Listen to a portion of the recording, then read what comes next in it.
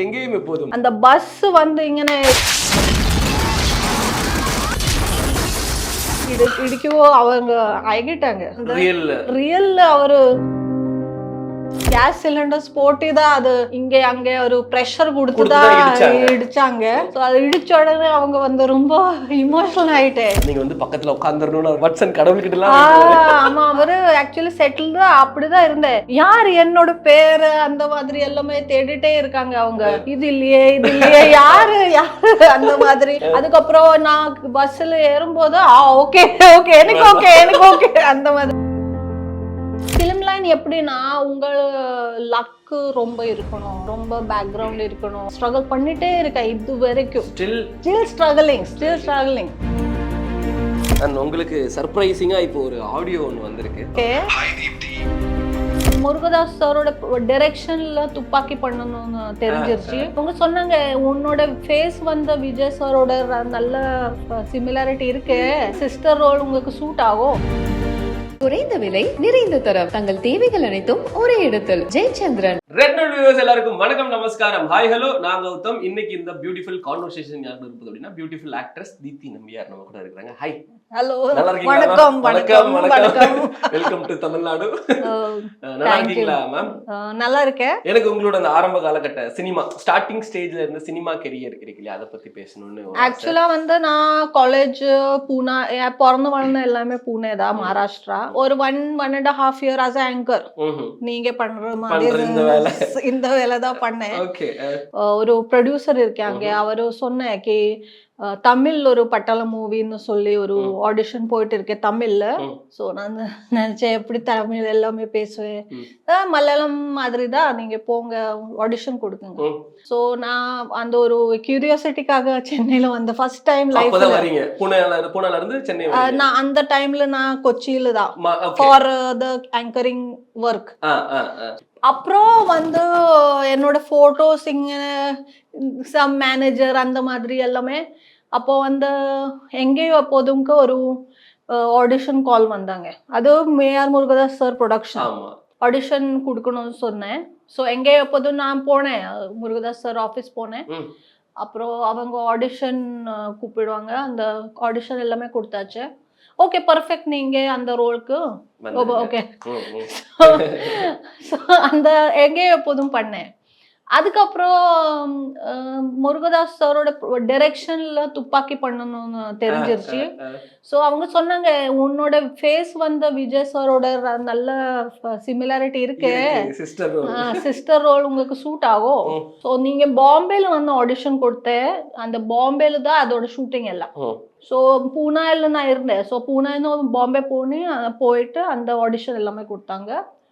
So okay பர்ஃபெக்ட்னு சொல்லி அது கூட ஆயிட்டா. அப்புறம் எல்லாமே ஷூட்டிங் என்னோட வந்து மும்பை, கொஞ்சம் போர்ஷன்ஸ் சென்னை, அந்த மாதிரி எல்லாமே. ஆமா. சோ அந்த அது எனக்கு ஷூட்டிங் வந்து நான் மும்பைல தான் மெயின்லி பண்ணேன்.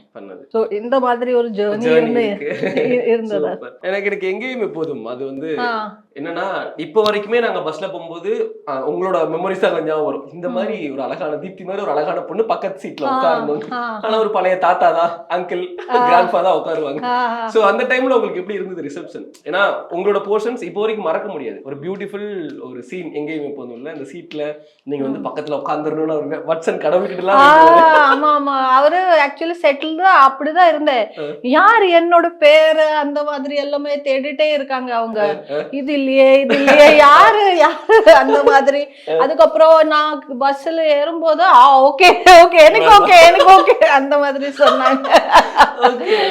அந்த மாதிரி சொன்னாங்க.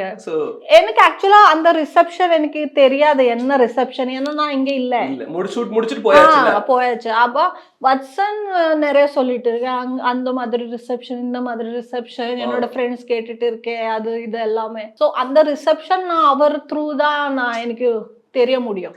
அதுக்கப்புறம் வந்து எவ்வளோ ஹிட் ஆயிருக்கே, அந்த சரவணா சாரோட ஃபர்ஸ்ட் ப்ராஜெக்ட் அது ஆக்சுவலி வந்து ஃபாக்ஸ் ஸ்டுடியோட ஃபர்ஸ்ட் தமிழ் ப்ராஜெக்ட். எவ்வளோ பெரிய ப்ராஜெக்ட் அது. ஆக்சுவலா ஒரு இன்டர்நேஷனல் ஸ்டுடியோ வந்து ஃபர்ஸ்ட் தமிழ் படம் ஃபாக்ஸ் ஸ்டார் ஸ்டுடியோ. எந்த மாதிரி ஒரு பெரிய ப்ராஜெக்டா இருந்தா அது அப்போதான் எனக்கு ரியலைஸ் ஆகட்டு நம்ம ஒரு பெரிய ப்ராஜெக்ட்ல இருக்கோம். யார் முருகதாஸ் பிளஸ் ஃபாக்ஸ் ஸ்டாரோட ஃபர்ஸ்ட் ப்ராஜெக்ட். அதுக்கப்புறம் இது எவ்வளவு ஹிட் ஆயிருக்கேன்.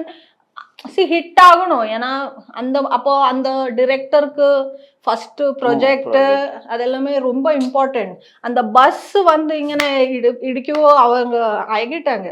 அந்த டைரக்டர் வந்து ரியல் அவரு என்னமே ரொம்ப டென்ஷன் ஆயிட்டு இருந்தேன் சரவணன் சார். ஸோ அந்த கேஸ் ஏதாவது கேஸ் சிலிண்டர்ஸ் போட்டுதான் அது இங்க அங்க ஒரு பிரஷர் கொடுத்துதான் இடிச்சாங்க.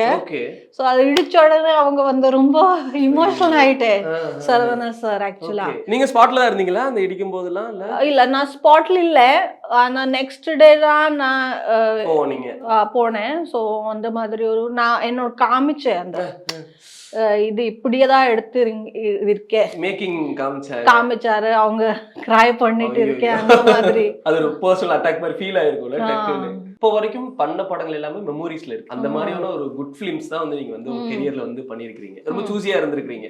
ஏன்னா இப்ப பாருங்களேன் எங்கேயும் எப்போதும் 2011 or 12 ரிலீஸ் ஒரு கிட்டத்தட்ட நியர்லி ஒரு 13 இயர்ஸ் ஆச்சு. இப்பவுமே ஒரு ஞாபகம் இருக்கிற ஒரு ஃபிலிம். ஆனா ஃபிலிம் லைன் எப்படின்னா உங்க லக் ரொம்ப இருக்கணும். சினிமா லக் இம்பார்ட்டன்ட் இல்ல. ரொம்ப லக் இருக்கணும், ரொம்ப பேக்ரவுண்ட் இருக்கணும், ஏதாவது கனெக்ஷன் இருக்கணும், இல்லைன்னா ரொம்ப எக்ஸ்ட்ராஆர்டினரி டேலண்ட் இருக்கணும். கரெக்ட். எக்ஸ்ட்ராஆர்டினரி டேலண்ட் இருந்தா இங்க யார் வேணாலும் இங்க பாம்பேல இருந்தாலும் கூட எடுத்துட்டு வரும். பட் ஏதாவது ஒரு உங்கள்கிட்ட ஒரு எக்ஸ் ஃபேக்டர் இருக்கணும். அது எனக்கு தெரியும். ஸோ நான் அந்த மாதிரி ஃபாலோ பண்ணல. இப்போ வத்சன் என்னன்னா என்னோட கோஸ்டார் அவங்க வந்து இல்ல எனக்கு இதுதான் பண்ணும் அது ஸ்ட்ரகிள் பண்ணிட்டே இருக்கா இது வரைக்கும். Still struggling. சோ அந்த மாதிரி பர்சிவன்ஸ் இருந்தால்தான் அது முடியும். இப்ப வந்து அவர் சிக்கந்தர் மூவி பண்ணிட்டு இருக்கு முருகதாஸ் டைரக்ஷன்ல கங்குவா மூவி லாஸ்டா ரிலீஸ் ஆயிருக்கு. கங்குவாயில இருந்தேன். இப்ப சிக்கந்தர் வந்து ஷூட்டிங் போயிட்டு இருக்கேன் மும்பைல. இன்னைக்குதான் ஷூட்டிங் முடிச்சிட்டு இப்போ இன்னைக்கு வருவாங்க. அதுக்கு அப்புறம் ஜனவரியில ஒரு போர்ஷன் இருக்கு. நீங்க அந்த ஸ்ட்ரகிளிங் பத்தி பேசுவீங்களா ஃப்ரெண்ட்ஸ் கிட்ட? வட்சன் கிட்ட பேசுவீங்களா இவ்வளவு ஸ்ட்ரகிள் பண்ற? அவரோட மனசுல அது இருக்கு. எனக்கு இதுதான் வேணும், எனக்கு ஒரு பிளான் பி இல்ல. ஓகே இதுதான் ஒரே பிளான், இதே பிளான் எப்படி இதுதானே வேணும். அது அவரோட மைண்ட்ல இருக்கு. அந்த மைண்ட் செட் உங்களோட இருந்தா பிளஸ் அதுதான் மட்டும் இல்ல. ஃபிலிம் லைன்ல என்னன்னா நீங்க ஒரு எஸ்டாப்ளிஷ் ஆன வரைக்கும் உங்களுக்கு ஒரு சஸ்டைனிங் கெப்பாசிட்டி வேணும். ஏன்னா மணி வேணும், எல்லாமே வேணும். ஏன்னா ஃபிலிம் லைன் வந்தது அப்புறம் தான் உங்களுக்கு பைசா. அதுக்கு முன்னே உங்களுக்கு எதுவுமே இல்லை. ரொம்ப ஸ்ட்ரகிளிங். ஸோ வத்சனோட ஃபேமிலி பேக்ரவுண்ட் எல்லாமே ஃபைனான்சியலி ஓகே. ஸோ அவருக்கு அது முடியும். ஈவன் மீ ஆல்சோ ஃபைனான்சியலி எல்லாமே ஓகே. ஸோ இதுக்கு ரிலை பண்ணி இதுதான் வேணும் அந்த மாதிரி எனக்கு இல்லை.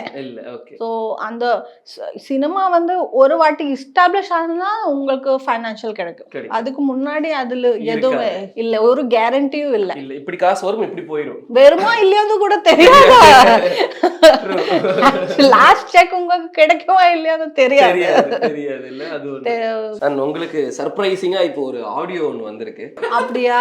ஓகே. அந்த ஆடியோ என்ன அப்படிங்கறத நான் உங்களுக்கு போட்டு காமிக்கிறேன். ஐ திங்க் நீங்க வந்து ரொம்ப ஹாப்பியா இருப்பீங்கன்னு நினைக்கிறேன். Hi Deepti, hope all well with you. And மன்னிக்கவும் என்னால் இந்த இன்டர்வியூக்கு வர முடியல, ஏன்னா நான் ஊரில் இல்லை.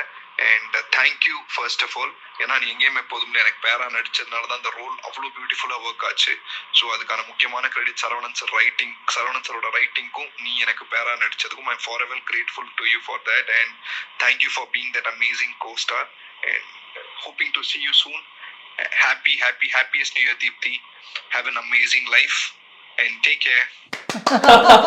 sweet voice note இது. வத்சன் பிரதரோட விஷ் பண்ணிருக்காரு. nearly ஒரு 14 years ஆச்சு. ஆனா அந்த பாண்டிங் கண்டினியூ ஆகுது. இப்போமே இருக்கு. ஏன்னா இப்ப நம்ம ஒரு மூவி பண்ணுவோம், அந்த மூவியோட ஹாய் பை அந்த ரிலேஷன்ஷிப் கட் ஆயிடும். இல்ல அவர் எப்பவுமே என்ன சொன்னாங்க கே நான் பெரிய லெவலுக்கு போகும் அது 100%. என்னன்னா நீ உன்னோட ஃபர்ஸ்ட் கோஸ்டார், அதனால நான்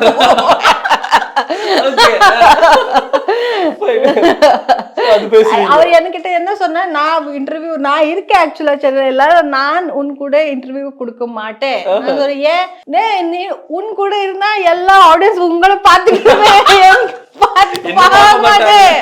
அந்த படத்துல அது அப்படி ஆயிடுச்சு. சோ நான் வர மாட்டேன் அந்த மாதிரி சொல்லிருக்கேன். அந்த மாதிரி ஃபன்னா பேசுறது. Watson bro lots of love and support இருக்கு. தொடர்ந்து நீங்க வந்து ட்ரை பண்ணுங்க, எப்பவுமே ஜெயிச்சிடலாம் அப்படிங்கிற. நான் அதுதான் சொன்னேன் அவர்கிட்ட, நீங்க ஒரு அவார்டு வாங்கும் போது நான் வேற ஸ்டேஜ் இந்த மாதிரி சொல்லிட்டு ஃப்ரெண்டா போயிட்டு சப்போர்ட் பண்ணாலே வந்து ஒரு ஹாப்பி தான் இல்லையா? இந்த மாதிரி இது ராஜாராணி மாதிரி வேற ஏதாவது ப்ராஜெக்ட் மிஸ் ஆயிருக்கா? ஆக்சுவலி என்னன்னா, ஃபிலிம்ஸ் வரும்போது எப்பவுமே ஒரு டிஸ்கஷன் இருக்கும். ஆனா அது ஃபைனல் ஸ்டேஜ் வரைக்கும் நம்ம போகும், அதுக்கப்புறம் ரிலீஸ் ஆகும், அதுதான் ஃபைனல். நிறைய ப்ராஜெக்ட்ஸ் வந்துட்டு இருக்கும், ஸ்டோரி வந்துட்டு இருக்கும், எல்லாமே வந்துட்டு இருக்கும். பட் ஆக்சுவலா அது மெட்டீரியல்ஸ் ஆகுன வரைக்கும் நம்ம எல்லாமே எதுவுமே சொல்ல மாட்டோம். Correct. you can't judge. Correct. அது ரிலீஸ் ஆகிற வரைக்கும் நம்மளால ஜட்ஜ் பண்ணவே முடியாது, நல்ல படமா வருமா இல்ல எப்படி வரும்ங்கிறது நம்ம ஜட்ஜ் பண்ணலாம். இல்ல ஸ்டாக் போயிட்டு இருக்கும், பட் நம்மள ஃபைனலைஸ் பண்ணணும், ஆடிஷன் பண்ணணும், அதுக்கு அப்புறம் எல்லாமே ஃபைனலா வரணும், அது நம்மளோட கையில இல்லையே. குறைந்த விலை நிறைந்த தரம், தங்கள் தேவைகள் அனைத்தும் ஒரே இடத்தில். ஜெயச்சந்திரன்.